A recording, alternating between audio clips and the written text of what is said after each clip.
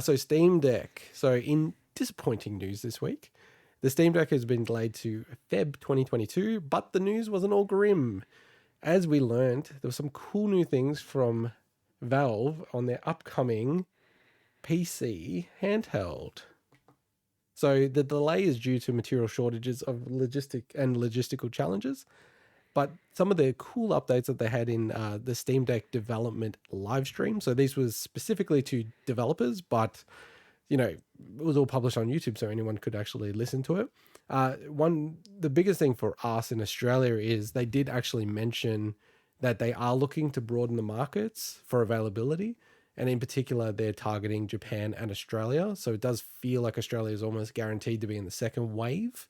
Yeah. And if you actually think about it, and one thing I never thought about was the fact that, devs need to get this in their hands. And if you're looking at countries that, from a dev perspective that are influential, Japan seems like a no-brainer at all. Yeah. And Australia is actually growing very rapidly in that space as well. So probably never realized that's also probably one of the reasons why Australia actually gets a lot of these products first normally. Given that they don't have enough dev kits for developers, they've actually created what they call a Hackendeck. And they've spent all this time, and there's recommendations if you go on the YouTube clip on exactly what to buy to be the closest thing to a Steam Deck. And the thing that made me laugh was that they actually suggested getting a baby monitor, because these baby monitors literally come in the 1280 by 800 unusual resolution.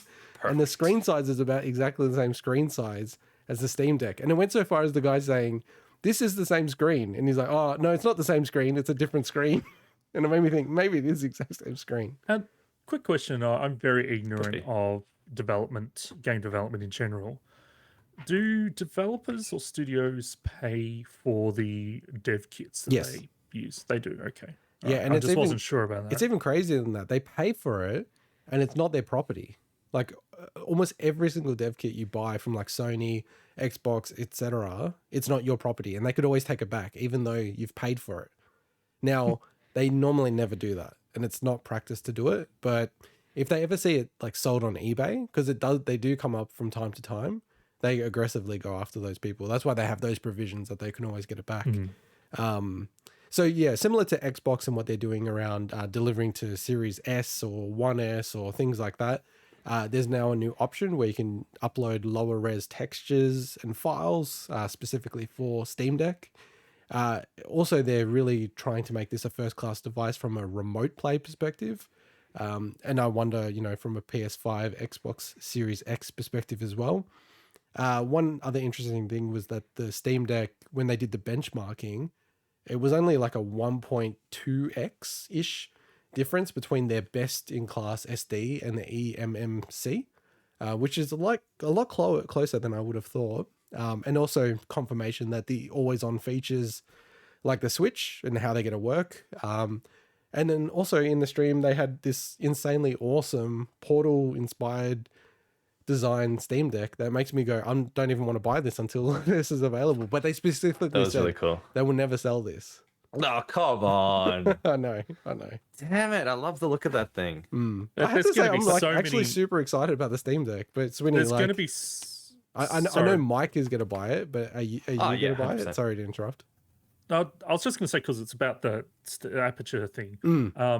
There's going to be so many people out there doing custom skins and custom work on this thing. Like, you're going to be able to get your aperture size one if you want it. Yeah, for sure. Really want it. So. Now, we all know that Mike will buy the Steam Deck. There is... I'm going to make my own, but okay. Zero chance that Mike won't buy the Steam Deck.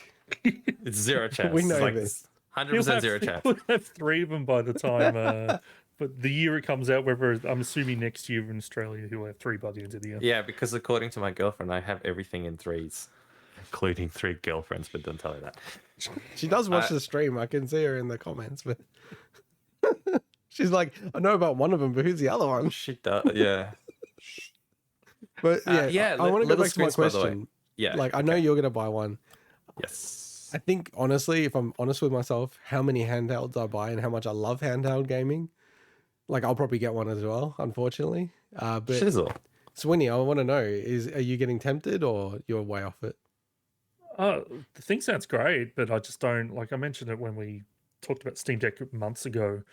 it just doesn't fit my gaming lifestyle. Really, there's no like, if I want to play something portable, like the Switch, I've got so many games I haven't played on the Switch, so it's like that's the only place I would play those games. So it's like almost like if I, the world is returning to normal, at least in Australia, it's like if I have to go on public transport again, it's like I'm going to use that opportunity to play the Switch games I haven't played.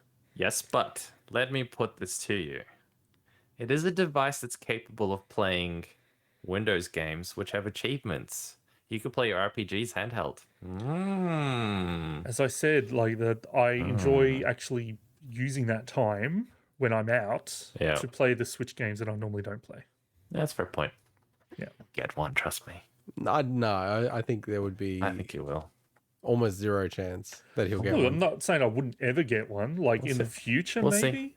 Like maybe I'm like, oh, this makes sense now, but not anytime soon, to be honest. But the thing sounds great. Like I'm not talking down at all. It's just I think you already know if it's gonna fulfill any needs that you currently have, which it's not gonna for me. I think the Steam Deck, no, but I think if they did something crazy like Steam Deck cross Surface collab, where it's like loads Windows Store by default, like Xbox, all that kind of stuff, remote play, first class citizen, cloud gaming, all that. Then I think you'd be tempted, Swinny. But I think Steam Deck, no, I don't. I think there's almost no chance you'll get one. The thing is that like there's just so few opportunities that I even would use a portable gaming handheld at the moment. So unlike, I have full reign of any device I want in my current living situations. So it's not like suddenly somebody else wants to use the TV. It's like, no, it's no, all you're mine. right. But I mean, look, horses for courses, Single obviously. life, baby. No, I just wanted to say that, like, I feel like that's almost a podcast title, but it's too long. Full reign of all devices in my living area. Anyway, what was that, Mike?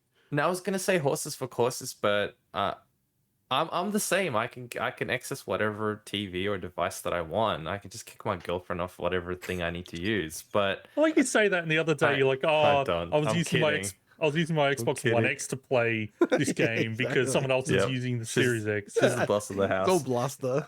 It's all bullshit. She's the boss of the house. But my Switch is never docked. Okay, like maybe 1% of the time it's docked, or if the Ring Fit is on or something, that's it. So, and it's weird because I use it in bed, even though I've got a TV I could be using it on right in front of me. But same. I prefer to just have it because certain games feel really nice on a handheld screen, even though yes, they would feel really just as nice on a TV. It's just the feel of it. So I can imagine playing some RPGs and stuff in bed that is actually it feels nicer than doing it on TV on a couch for some reason. But again, each to their own. It's just I love the experience of handheld. So how do we feel about this delay? I'm fine with it, honestly. Yeah, like, I'm okay. I just think it's funny how these Switch. companies keep saying like deadlines that it feels like they're still not in the real world. You can't just keep blaming COVID. Like, you need to build buffer in, and it feels a bit cheap that they're all targeting a Christmas deadline and then missing it. I have to say, I'm almost certain that Analog is going to miss their ship date, and people are not going to start getting the Pocket in December. And I feel like they don't want to announce that, and they just want to feel the pain of it. Like when it comes to December, and then they announce the third week of December, trying to bury it, like, leading up to Christmas. Another unforeseen issue, and it'll be early, 2022. How about you, Swinny? They're just waiting for more and more companies to have to delay stuff. Yeah, maybe. Where everyone's already feeling the pain. They're like, it's almost like the more people announce that and have that issue, the less it's a them problem. Yeah, like everything's been delayed, and everything is supply constrained as well. Like PS5s, we'll cover it at the end of the show when we talk about the first year, but it's just out of stock as it was when it first launched. Like, it has literally been no change. It just trickles out and everyone buys it instantly. So, all right, well, let's move on to the next story on a similar theme.